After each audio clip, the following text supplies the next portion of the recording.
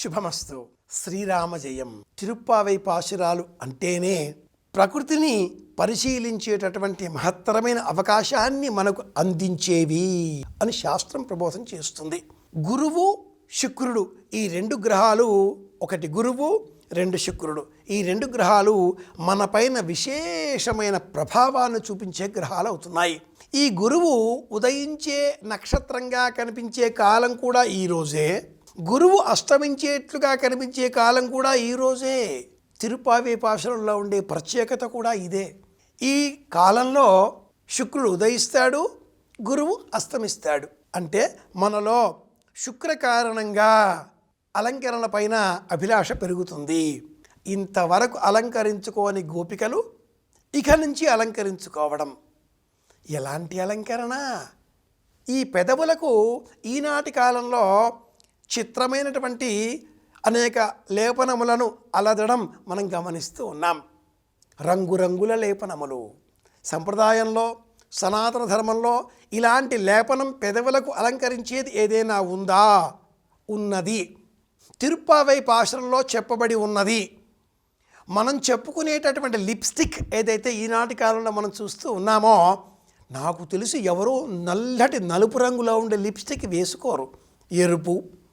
ఎరుపు ఛాయకు దరిదాపుల్లో ఉండే ఇతర ఛాయలు ఈ వర్ణంలో ఉండే లిప్స్టిక్ వేసుకుంటూ ఉంటారు. పచ్చగానో, ఆకుపచ్చగానో, నల్లగానో ఇలాంటివి వేసుకోరు కదా. ఎరుపు వర్ణంలో ఉండే లిప్స్టిక్ ఎలా తయారు చేసుకోవాలి? సంప్రదాయజ్ఞులు తిరుప్పావై పాశురాన్ని పాటించేటటువంటి సంప్రదాయం తెలిసిన మహిళలు ఎలాంటి అలంకరణ చేసుకుంటారో ఇదిగో ఇందులో చూడవచ్చు.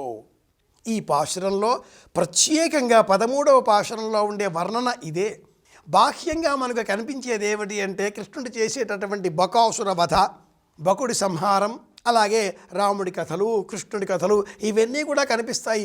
బకుడిని ఎలా కృష్ణ పరమాత్ముడు అంతం చేశాడో అనే వర్ణన ఈ పాశంలో ఉన్నది. కానీ ఆ గోపిక ఎలా సంసిద్ధత తనగా మార్చుకుని వ్యక్తం చేసిందో ఆ రూపాన్ని కూడా మనం అంతరార్థంగా గ్రహిస్తే శుక్రోదయం, తమలపాకు, సున్నం, కాచు ఈ మూడింటిని చక్కగా నూరి, నీరు మళ్ళీ వేయకూడదు, తమలపాకులో ఉండే రసమే నీరుగా భావన చేస్తూ కాసింత సున్నం, కాసింత కాచు అందులో వేసి చక్కగా నూరి చిన్న చిన్న ఉండలు గోళీల వలె సిద్ధం చేసుకొని నీడలో ఆరబెట్టి గత 15 రోజులుగా ఆరిన వాటిని ఒక చిన్న డబ్బీలో వేసుకొని ఈ రోజు నుంచి ఆ ఒక్క ఉండ తీసుకొని నీటికి కాసింత తాకించి, లేదా పెదవుల తడి సరిపోతుంది సుమా అనుకున్నప్పుడు పెదవులపైన ఆ ఉండ పెట్టి ఇలా రాచుకుంటే పెదవులు మాత్రమే ఎర్రగా దొండపండు వలె ఉంటాయి.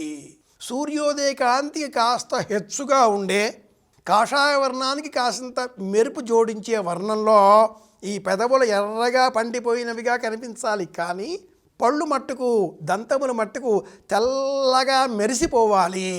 ముత్యాల వంటి పలువరస అంటారే, అలా ముత్యాల వంటి పలువరస మనం కలిగి ఉండాలి. అదే సమయంలో పెదవులు మట్టుకు దొండపండు వలె ఉండాలి. అంటే ఆనాటి ప్రాచీన కాలంలో ఉండే మహిళలు సిద్ధం చేసుకున్న లిప్స్టిక్ ఇదిగో ఇది. తమలపాకు, సున్నం, కాచు ఈ మూడింటిని దంచి ఉండల వల చేసి నీడలో ఆరబెట్టి అలా అలంకరించుకుందాం అనుకున్న క్షణంలో నీటి ఛాయ తాకించి పెదవులకు మాత్రమే అలదుకోవడం, ఇది సొగసు. ఇలా చేయడం తిరుప్పావైలో మనం గమనించినట్లయితే ఈ అలంకరణ ఎవరి కొరకు? పరంధాముడి కొరకు. కృష్ణ పరమాత్ముడు నన్ను చూస్తాడు. అంతమంది వెళ్ళితే అంతమందిలో ఆయన దృష్టి నా పైన కాసింత ఎక్కువసేపు నిలబడాలి. ఇలా అని చూడకుండా చూడాలి, నన్ను చూడాలి. అందరినీ తోసివేసి ముందుకు పోవడం కాదు సుమా, నన్ను చూడాలి అనే లక్ష్యంతో ఈ పాశురంలో అలంకరణ విధానంతో పాటుగా జ్యోతిష సంబంధమైనటువంటి జ్ఞానాన్ని కూడా మనకు బోధించే విధంగా శుక్రగ్రహం ఉదయించడం, గురుగ్రహం అస్తమించడం అనే వర్ణన కూడా ఉండడం ఒక విశేషం. సమస్త విద్యలకు ఆలవాలమైనటువంటి తిరుప్పావై పాశురాలను అనుసంధానం చేసుకుందాం. అందరి క్షేమాన్ని కోరుదాం. మళ్ళీ కలుసుకుందాం.